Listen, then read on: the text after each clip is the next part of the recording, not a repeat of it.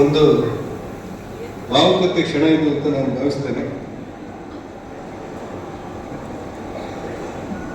ಅನೇಕ ಪರ್ಯಾಯಗಳನ್ನು ನಾವೆಲ್ಲ ಕಂಡವರು.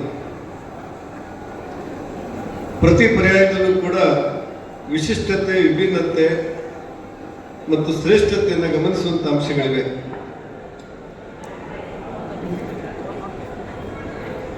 ಸುಗುಣೇಂದ್ರ ತೀರ್ಥರು ತಮ್ಮ ಪೀಠಾರೋಹಣದ ಅವಧಿಯಲ್ಲಿ ಮಾಡಿದಂಥ ಕೆಲಸಗಳನ್ನು ವಿಮರ್ಶೆ ಮಾಡೋದು ತುಂಬಾ ಕಠಿಣ ಅಂತ ಅನ್ಸ್ಬಿಡುತ್ತೆ. ಅವರ ಇಡೀ 4 ಪರ್ಯಾಯಗಳಲ್ಲಿ ಹಮ್ಮಿಕೊಂಡಿರುವಂಥ ಅನೇಕ ಕಾರ್ಯಕ್ರಮಗಳು ಬದುಕಿನಿದ್ದಕ್ಕೂ ಉಡುಪಿ ಮಾತ್ರ ಅಲ್ಲ, ಕೃಷ್ಣ ಭಕ್ತರೆಲ್ಲರನ್ನೂ ಕೂಡ ಬೆಚ್ಚನೆ ನೆನಪುಗಳನ್ನು ಮೂಡಿಸುವಂತ ಸ್ಪಷ್ಟ ರೇಖೆಗಳಾಗಿ ನಮ್ಮ ಮುಂದಿವೆ. ಭಕ್ತರು ಅವರವರಲ್ಲೇ ಮಾತಾಡ್ತಾರೆ. ಈ ಗೀತಾ ಮಂದಿರನ ರಚನೆ ಮಾಡಿದವರು ಯಾರು ಕೇಳಿದ್ರೆ ಮತ್ತೊಬ್ಬ ಭಕ್ತರು ಹೇಳ್ತಾರೆ, ಇದು ಸುಬ್ರಹ್ಮಣ್ಯ ತೀರ್ಥ ಶ್ರೀಗಳಿಂದ ಮಾತ್ರ ಸಾಧ್ಯ, ಅವರೇ ಮಾಡಿದ್ದಾರೆ ಅಂತ ಹೇಳಿ. ಸ್ವಾಗತ ಗೋಪುರವನ್ನು ರಚನೆ ಮಾಡಿದವರು ಯಾರು ಕೇಳಿದ್ರೆ ಉಳಿದವರು ಹೇಳ್ತಾರೆ, ಇದನ್ನು ಮಾಡುವಂತ ಶಕ್ತಿ ಇರುವುದು ಸುಬ್ರಹ್ಮಣ್ಯ ತೀರ್ಥರಿಗೆ ಮಾತ್ರ ಅಂತ ಹೇಳಿ. ನರೇಂದ್ರ ಮೋದಿಯವರನ್ನ ಉಡುಪಿಯ ಶ್ರೀಕೃಷ್ಣ ಮಠಕ್ಕೆ ಕರೆಸಿದವರು ಯಾರು ಕೇಳಿದ್ರೆ ನಡೆದ ಲಕ್ಷಾಂತರ ಜನ ಒಂದೇ ದಿನದಲ್ಲಿ ಹೇಳ್ತಾರೆ, ಪರ್ಯಾಯ ಶ್ರೀಗಳಾದಂಥ ಸುಬ್ರಹ್ಮಣ್ಯ ತೀರ್ಥರಿಂದ ಮಾತ್ರ ಅದು ಸಾಧ್ಯ ಅಂತೇಳಿ. ಇತಿಹಾಸಕ್ಕೆ ಸೇರಿ ಹೋದಂತ ಕ್ಷಣಗಳನ್ನು ನೆನಪಿಸಿಕೊಂಡ್ರೆ ನಾವು ತುಂಬಾ ಭಾವುಕರಾಗುವಂತ ಪರ್ಯಾಯದ ಅಂತಿಮ ಕ್ಷಣಗಳಲ್ಲಿ ನಾವೆಲ್ಲ ಇದ್ದೇವೆ. ಶ್ರೀಕೃಷ್ಣ ಮಠದ ಬಗ್ಗೆ ಒಂದಷ್ಟು ಸಮಸ್ಯೆಗಳು, ಒಂದಷ್ಟು ಸವಾಲುಗಳು, ಅನೇಕ ವಿಚಾರಗಳು ಬಂದದ್ದನ್ನು ನಾನು ಗಮನಿಸಿದ್ದೆ. ಬಹಳ ಹಿಂದೆ ನಾನು ವಿಧಾನ ಪರಿಷತ್ ಸದಸ್ಯರಾಗಿರುವಂತಹ ಆರಂಭ ದಿವಸಗಳಲ್ಲಿ ಕರ್ನಾಟಕ ಸರ್ಕಾರದ ಮಧ್ಯೆ ಒಂದು ಬಿಲ್ ಬಂದಿತ್ತು, ಅವತ್ತಿನ ಸರ್ಕಾರದಲ್ಲಿ. ಆ ಕಾಯ್ದೆ ಏನಂತ ಹೇಳಿದ್ರೆ ಶ್ರೀಕೃಷ್ಣ ಮಠವನ್ನು ಸರ್ಕಾರೀಕರಣ ಮಾಡಬೇಕು ಅನ್ನೋದು ಆ ಕಾಯ್ದೆಯ ಮೂಲ ಉದ್ದೇಶ. ಆವಾಗ ಸದಾನಂದ ಗೌಡರು ವಿರೋಧ ಪಕ್ಷ ನಾಯಕರಾಗಿದ್ದರು. ಅವ್ರು ನನ್ನ ಕರೆದ ಹೇಳಿದ್ರು, ನೀನು ಉಡುಪಿ ಆದ್ರಿಂದ ಚರ್ಚೆ ಆರಂಭವನ್ನು ನೀನೇ ಮಾಡಬೇಕು ಅಂತ ಹೇಳಿದ್ರು.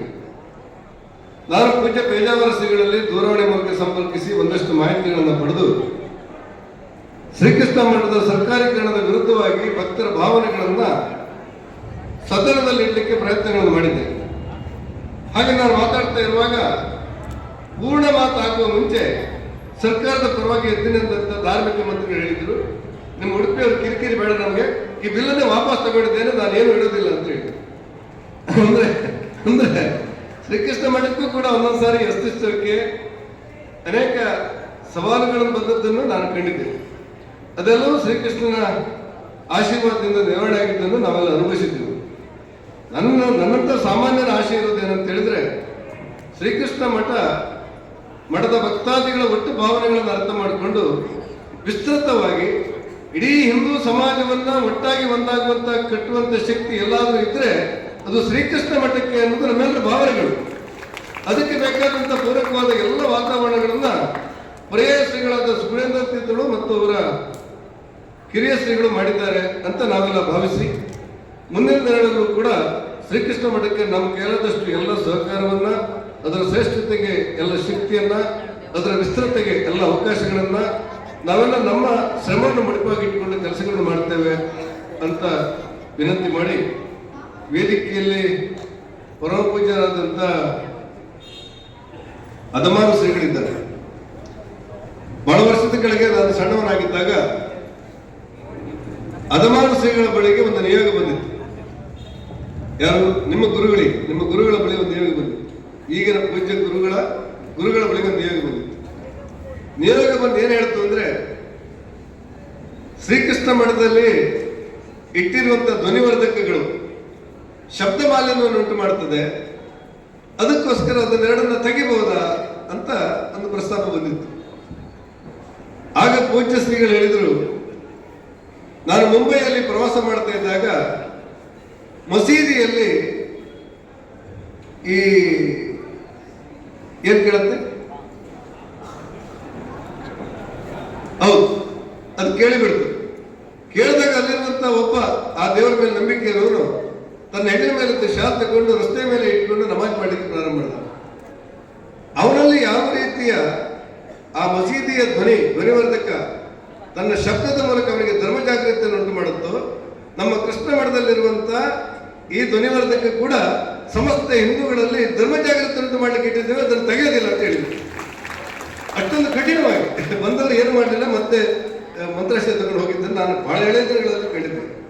ಹಾಗಾಗಿ ಶ್ರೀಕೃಷ್ಣ ಮಠ ಸಮಸ್ತರಿಗೆ ಧರ್ಮಾದೇಶವನ್ನ, ಸಮಸ್ತರಿಗೆ ಧಾರ್ಮಿಕ ಶಕ್ತಿಯನ್ನ ಮತ್ತು ಸಮಸ್ತರಲ್ಲಿ ಜನಜಾಗೃತಿಯನ್ನ, ಭಕ್ತಾದಿಗಳಲ್ಲಿ ಭಾವುಕತೆ ಉಂಟು ಮಾಡಬಲ್ಲಂತ ಅತ್ಯಂತ ಆತ್ಮಶಕ್ತಿಯನ್ನು ಕೊಡುವಂತ ಒಂದು ಧಾರ್ಮಿಕ ಕೇಂದ್ರವಾಗಿ ರೂಪುಗೊಂಡ ಇವತ್ತಿನ ದಿನಗಳಲ್ಲಿ ಇಂದು ಪರ್ಯಾಯ ಶ್ರೀಗಳಾಗಿರುವಂತಹ ಸುಗುಣೇಂದ್ರ ತೀರ್ಥರ ಪೂರ್ಣವಾದಂಥ ಪರಿಶ್ರಮ ಊಹೆ ಮಾಡಲಿಕ್ಕೆ ಸಾಧ್ಯ ಇಲ್ಲ. ಕ್ಷಣಕಾಲ ಕೂಡ ಅವರು ಬಿಡುವಿನಲ್ಲಿರುವುದು, ವಿಶ್ರಾಂತಿ ತೆಗೆದುಕೊಳ್ಳೋದು ನಾನು ನೋಡಿಲ್ಲ. ಹೊಸ ಹೊಸ ಯೋಜನೆಗಳನ್ನ, ಹೊಸ ಹೊಸ ಕಲ್ಪನೆಗಳನ್ನ, ಹೊಸ ವಿಚಾರಗಳನ್ನ, ಈ ಲಕ್ಷ ಕೋಟಿ ಗಂಟೆ ಗೀತಾ ಗಾಯನವನ್ನ ಹಾಗೆ ಮಾಡಬಹುದು ಮತ್ತು ಅನುಷ್ಠಾನ ಮಾಡಬಹುದು ಅಂತ ಹೇಳಿದ್ವಿ. ಯಾರ ಮನಸ್ಸಲ್ಲೂ ಇದೆ ಅಂತ ನನಗೆ ಅನಿಸಿರ್ಲಿಲ್ಲ. ಅಷ್ಟೊಂದು ಅದ್ಭುತವಾಗಿ ಪರ್ಯಾಯವನ್ನು ಪೂರೈಸಿದಂತ ಪರಮ ಪೂಜ್ಯ ಪರ್ಯಾಯ ಪೀಠಾಧೀಶರಿಗೆ ಸುಗುಣೇಂದ್ರ ತೀರ್ಥಳಿಗೆ ಸಮಸ್ತ ಭಕ್ತಾದಿಗಳ ಪರವಾಗಿ ಈ ಕ್ಷೇತ್ರದ ಲೋಕಸಭಾ ಸದಸ್ಯರಾಗಿ ಅತ್ಯಂತ ವಿನಯಪೂರ್ವಕವಾದಂಥ ಅಭಿನಂದನೆಗಳನ್ನ, ಪ್ರಣಾಮಗಳನ್ನು ಸಲ್ಲಿಸಿ, ಈ ತಾವು ಹಾಕಿಕೊಟ್ಟಿರುವಂಥ ಯಾವ ಮಾರ್ಗದರ್ಶನ ಇದೆ ಮುಂದಿನ ಶ್ರೀಗಳಿಗೂ ಕೂಡ ಇದೊಂದು ಮಾರ್ಗದರ್ಶನವಾಗಿ ರೂಪುಗೊಳ್ಳಬೇಕು. ಸೀಮೋಲ್ಲಂಘನದ ಚರ್ಚೆಗಳು ಬಂದಾಗ ನನ್ನ ಹಿರಿಯರಾಗಿರುವಂತಹ ಡಾಕ್ಟರ್ ವಿ ಎಸ್ ಆಚಾರ್ಯರು ನನ್ನ ಕರೆದು ಹೇಳಿದರು, ಶ್ರೀನಿವಾಸ ಪೂಜಾರಿ, ಇವತ್ತಿನ ಕಾಲದಲ್ಲಿ ಸೀಮೋಲ್ಲಂಘನದ ಬಗ್ಗೆ ಯಾರಾದರೂ ಚರ್ಚೆ ಮಾಡ್ತಾ ಇದ್ರೆ ಆ ಚರ್ಚೆಗೆ ಉತ್ತರ ಕೊಡಬೇಕು ಅಂತ ಅನಿಸ್ಬಾರ್ದು. ಬದಲಾಗಿ ಸುಗುಣೇಂದ್ರ ತೀರ್ಥರು ಸೀಮೋಲ್ಲಂಘನ ಮಾಡಿರುವುದು ಯಾವುದೋ ವ್ಯಕ್ತಿಗತವಾದಂಥ ಬದುಕಿಗಲ್ಲ. ಶ್ರೀಕೃಷ್ಣನನ್ನ ಅಮೆರಿಕದಲ್ಲಿರುವಂತಹ ಯಾವುದೋ ಚರ್ಚನ್ನ ತಗೊಂಡು ಅಲ್ಲಿ ಶ್ರೀಕೃಷ್ಣ ಮಂದಿರವನ್ನು ನಿರ್ಮಾಣ ಮಾಡಿರುವುದು ಜಗತ್ತಿನಲ್ಲಿ ಮತ್ತೊಬ್ಬ ವ್ಯಕ್ತಿಗೆ ಸಾಧ್ಯ ಇಲ್ಲ. ಅಂತ ಒಂದು ಕ್ರಾಂತಿಕಾರಿ ಕೆಲಸ ಮಾಡಿರುವಂತ, ಸೀಮೋಲ್ಲಂಘನ ಮಾಡಿರುವಂತ ಪರಮ ಪೂಜ್ಯರಾದಂತ ಸುಗುಣೇಂದ್ರ ತೀರ್ಥರಿಗೆ ಇಡೀ ಕೃಷ್ಣ ಭಕ್ತಾದಿಗಳು ಕೂಡ ಎಲ್ಲಿದ್ರೂ ಒಂದಾಗಿ ಅವರಿಗೆ ಬೆಂಬಲ ಕೊಡಬೇಕಂತ ಹೇಳಿ ಡಾಕ್ಟರ್ ಆಚಾರ್ಯರು ಹೇಳುವುದನ್ನು ಕೇಳಿ ನಾನು ಭಾವುಕನಾಗಿದ್ದೆ. ಹಾಗಾಗಿ ಇಡೀ ಪರ್ಯಾಯದುದ್ದಕ್ಕೆ ಮಾತ್ರ ಅಲ್ಲ, ಇಡೀ ಬದುಕಿನುದ್ದಕ್ಕೂ ಕೂಡ ಪರ್ಯಾಯ ಶ್ರೀಗಳು ಸುಗುಣೇಂದ್ರ ತೀರ್ಥರು ಮಾಡಿರುವಂತಹ ಶ್ರೀಕೃಷ್ಣನ ಪ್ರಾರ್ಥನೆಯನ್ನ ಮತ್ತು ಅದರ ಪರವಾಗಿರುವಂತಹ ಯೋಜನೆ ಮತ್ತು ಯೋಚನೆಯನ್ನ ಮತ್ತು ಶ್ರೀಕೃಷ್ಣ ಸೇವೆಯನ್ನು ನಡೆಸಿಕೊಂಡು ಸಮಸ್ತರ ಪರವಾಗಿ ಅವರಿಗೆ ಮತ್ತೆ ಧನ್ಯವಾದಗಳನ್ನು ಸಮರ್ಪಣೆ ಮಾಡಿ ಈ ಕಾರ್ಯಕ್ರಮಕ್ಕೆ ಮುಂದಿನ ಪರ್ಯಾಯಕ್ಕೆ ಶುಭ ಹಾರೈಸುತ್ತೇನೆ. ನಮಸ್ಕಾರ, ಧನ್ಯವಾದ.